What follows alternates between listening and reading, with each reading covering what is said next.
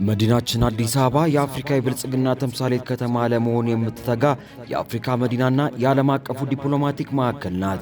የዚህ ታላቅ ከተማ የልብ ትርታና የዲፕሎማሲ ማዕከል የሆነችው ቂርቆስ ክፍለ ከተማ ደግሞ ይህንን በመገንዘብ ያንን የሚመጥን ዘርፈ ብዙ ስራዎችን በመስራት ላይ ትገኛለች።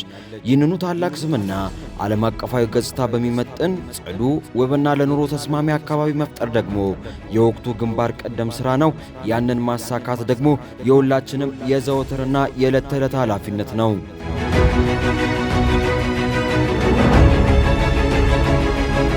መንግስት የብዝሃ ሕይወትን ጥበቃን ለማጠናከርና ከተማችንን ለነዋሪዎቿ ተስማሚ ለማድረግ በርካታ አበረታችን ስራዎችን ሰርቷል፣ እየሰራም ይገኛል።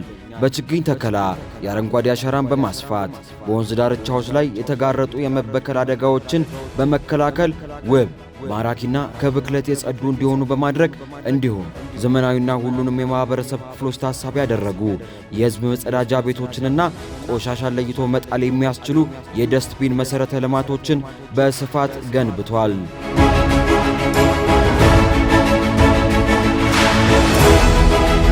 እነዚህ የተገነቡ መሰረተ ልማቶችና ህዝባዊ አገልግሎት የሚሰጡ የወንዝ ዳርቻና የኮሪደር ልማት ከሚደርስባቸው ብክለት ተጠብቀው ዘላቂ ጥቅም የሚሰጡ ዘንድ ሶስተኛው ዙር ጽዱ ኢትዮጵያ ንቅናቄና ተግባር ለ3 ወራት በልዩ ልዩ እንቅስቃሴዎች ወደ ተግባር መግባቱ የሚታወስ ነው።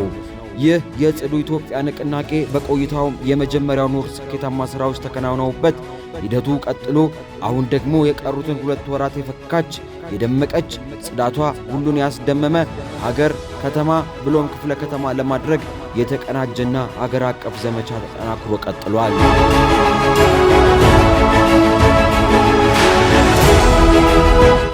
ይህ ንቅናቄ ትኩረት ያደረገባቸውን 3 ስትራቴጂካዊ የብክለት ፈተናዎች ናቸው ተብለው የተለዩትን በባለቤትነት ስሜት ካልተቆጣጠርናቸው የሚያስከትሉት ጉዳት እጅግ የከፋ ነው። በየቦታው የሚጣሉ የፕላስቲክ ቆሻሻዎች የፍሳሽ ማስወገጃዎችን በመድፈን ለጎርፍ አደጋ ከመጋረጣቸውም በላይ የአፈርና የውሃ አካላትን በጽኑ ይበክላሉ። ከአስፈላጊ ቦታዎች ውጪ የሚወገዱ አደገኛ ኬሚካሎችና መድኃኒቶች ደግሞ ለተለያዩ ከባድ ተላላፊና ተላላፊ ላልሆኑ የጤና እክሎች የሚዳርጉ መርዛማ ንጥረ ነገሮችን ወደ አካባቢው ይለቃሉ። ከደንብና ከተቀመጠው የድምፅ መጠን ውጭ የሚፈጠር ከፍተኛ የድምፅ ብክለት ደግሞ የስነ ልቦና ጭንቀት፣ የእንቅልፍ ማጣትና የረጅም ጊዜ መስማት ችግር በማስከተል የህብረተሰባችንን አጠቃላይ ምርታማነት ያመናምናል፣ ማህበራዊ ሰላምንም ያደፈርሳል።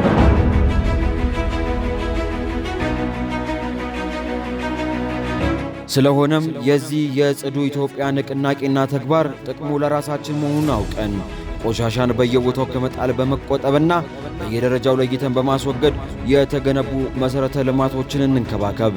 በክፍለ ከተማዋ የምትገኙ ነዋሪዎች፣ የንግድ ድርጅቶችና የኢንዱስትሪ ባለቤቶችም ለራሳችን፣ ለልጆቻችን፣ ለአካባቢያችን፣ ለከተማችንና ለመጪው ትውልድ ጤናማነት ስንል አደገኛና ፈሳሽ ቆሻሻዎችን ሳይለዩና ሳያክሙ ወደ አካባቢው የመልቀቅ እኩይ ተግባርን በአስቸኳይ በማቆም ሕጋዊና ሳይንሳዊ አሰራር እንድትከተሉ ጥሪያችንን እናቀርባለን።